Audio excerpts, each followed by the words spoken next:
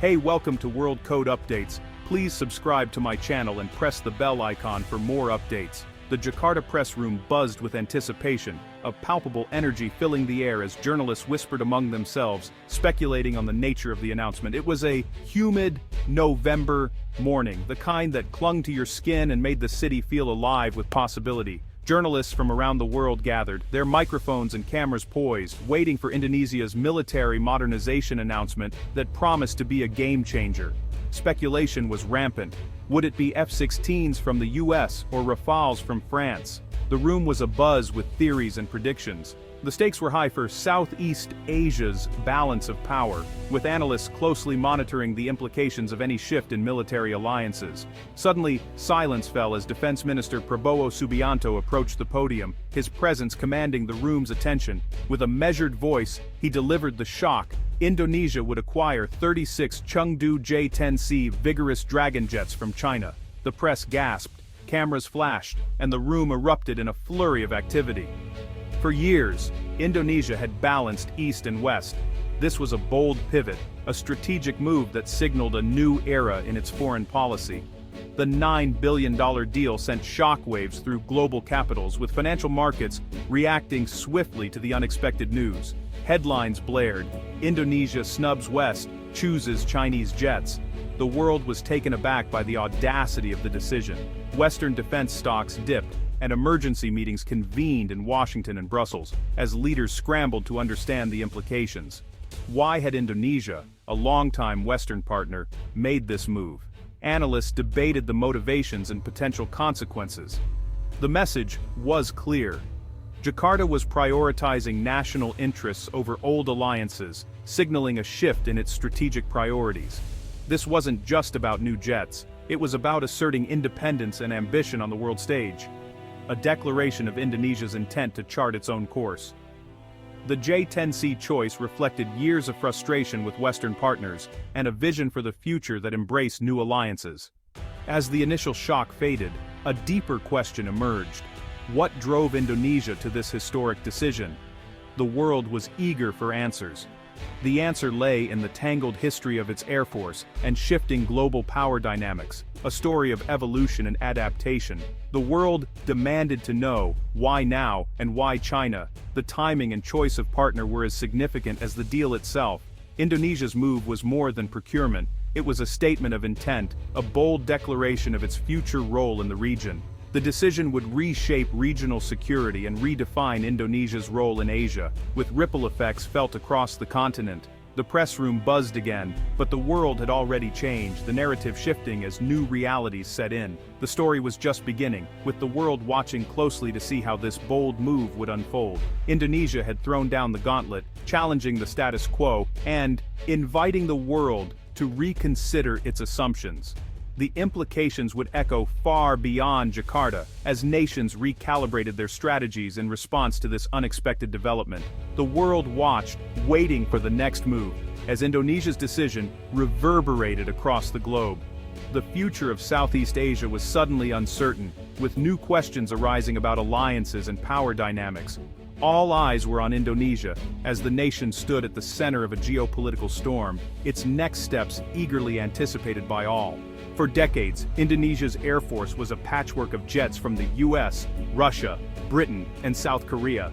Each aircraft represented a different era, a different deal, and a different set of challenges for the military to manage. This wasn't a carefully crafted strategy.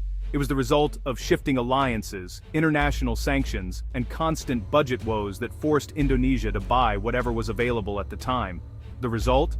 A logistical nightmare that grew worse with every new purchase. Each jet needed its own unique parts, specialized tools, and separate training programs for both pilots and mechanics. Mechanics couldn't easily switch between platforms, often needing to relearn procedures for each aircraft, which slowed down repairs and increased the risk of mistakes. Supply chains stretched across continents, with spare parts sometimes taking months to arrive. Jets could be grounded for ages, simply waiting for a single missing component. Maintenance costs soared, draining the defense budget and leaving less money for upgrades or new equipment. Operational readiness suffered badly. Many jets sat idle on the tarmac, gathering dust as they waited for repairs that might never come. Pilots were siloed by aircraft type, limiting flexibility and making it difficult to form cohesive units in times of need. In a crisis, this fragmented force would be nearly impossible to coordinate effectively, putting national security at risk. Indonesian leaders recognized this as a critical vulnerability that could not be ignored any longer. The lesson was clear. True strength meant keeping jets flying, not just owning them on paper. Reliability and readiness were more important than numbers. The search began for a single modern platform that could unify the fleet and finally put an end to the chaos of the past. By 2025, Indonesia faced a transformed security landscape. The South China Sea was now a flashpoint, with Indonesia's Natuna Islands uncomfortably close to contested waters. Old doctrines focused on internal threats were obsolete. Indonesia needed a credible deterrent against state-level adversaries, and to secure its vast maritime borders. The aging, fragmented air fleet was no match for modern threats. New warfare demanded networked, high-tech fighters with advanced sensors and precision weapons.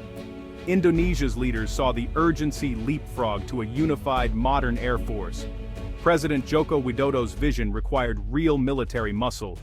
The mission replaced the patchwork fleet with advanced multi-role fighters. The question was no longer if, but how. Indonesia's wish list for a new fighter was ambitious. They needed a single jet for air combat, maritime strike, close support, and reconnaissance. Versatility was essential for efficiency and effectiveness. Technology transfer was non-negotiable. Indonesia wanted to build, maintain, and upgrade its own fleet. Local assembly and industrial participation were must-haves, creating jobs and expertise. The new jet needed cutting-edge radar, electronic warfare, and compatibility with advanced munitions. Only suppliers willing to share technology and invest in Indonesia's industry would be considered. The goal, a self-reliant defense sector and a future-proof air force. The requirements filtered out many contenders. The stage was set for a fierce, global competition. Indonesia was ready to choose its future. The Chengdu J-10C was once dismissed as unproven. That changed after joint exercises with Pakistan and Thailand, where it outperformed expectations against Western F-16s. Pilots praised its agility, advanced radar and missile systems. The J-10C's helmet display and long-range missiles made it a formidable dogfighter. Reports from these drills caught Indonesia's attention. The J-10C had proven itself against the very threats Indonesia might face. The old stereotype of Chinese jets faded. This was a modern, innovative platform. For Indonesia, the J-10C was no longer a gamble. It was a credible, battle-tested contender. The underdog had become a top choice. The decision-makers took notice. The J-10C was now at the top of the list.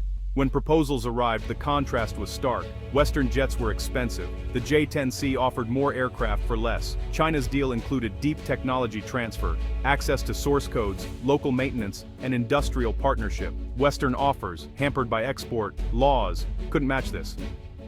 China promised rapid delivery, jets in 24 months, not years. For Indonesia, facing urgent threats, speed mattered.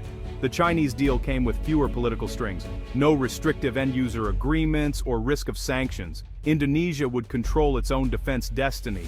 The combination of price, partnership, speed, and sovereignty was irresistible. Every key requirement was met. The choice was clear. China wasn't just selling jets, it was offering a future. Indonesia accepted. China's win wasn't just about hardware, it was about diplomacy. Beijing built trust with Jakarta, treating Indonesia as a partner, not a customer. Chinese negotiators listened, adapted, and customized the deal. They promised rapid delivery, showing commitment and reliability. This contrasted with Western delays and shifting policies. The partnership included industrial investment and skills transfer, resonating with Indonesia's ambitions. China positioned itself as a true partner for Indonesia's future. The deal was sealed by a blend of shrewd diplomacy and genuine cooperation. A new era of partnership had begun. Indonesia's J-10C deal is a geopolitical earthquake. Neighbors are reassessing their defenses. A new arms race may be brewing. For the West, it's a major setback. Indonesia was a key partner. The region's military balance is shifting, complicating alliances and joint operations. China gains influence and prestige as a top defense supplier. The deal normalizes Chinese military tech in Southeast Asia. Other nations may follow Indonesia's lead, seeking alternatives to the West. Indonesia asserts its right to choose partners. pursuing strategic autonomy. The era of Western dominance is ending. A multipolar order is emerging. The J10C deal is the clearest sign yet of this new reality. The J10C deal brings not only significant rewards, but also a host of new risks for Indonesia's Air Force and its broader strategic ambitions. Integrating advanced Chinese jets with Indonesia's existing fleet of US and Russian aircraft will be a complex technical challenge requiring new training, logistics, and maintenance protocols. Without seamless integration and interoperability, Indonesia risks ending up with a fragmented air force where pilots and crews struggle to operate as a unified team. Diplomatic risks loom large as well. Closer military ties to China could strain Indonesia's long-standing relationship with the United States and complicate its position in the region. If tensions between major powers escalate, Indonesia may face increasing pressure to pick sides, threatening its policy of non-alignment and independent diplomacy. Growing dependence on China for spare parts, technical support, and upgrades could become a strategic vulnerability, especially if relations sour or supply chains are disrupted. The long-term reliability and performance of the J10C in Indonesia's unique operating environment remains unproven, adding another layer of uncertainty. Still, Indonesia is betting big on modernization, seeking greater autonomy and a more capable air force to defend its vast archipelago. If successful, the rewards could be transformative: a unified modern air force and a stronger domestic defense industry, boosting national pride and security. But the path forward is fraught with technical, diplomatic, and strategic challenges that cannot be ignored. The world will be watching closely to see whether the vigorous dragon helps Indonesia soar to new heights, or stumbles under the weight of its ambitions.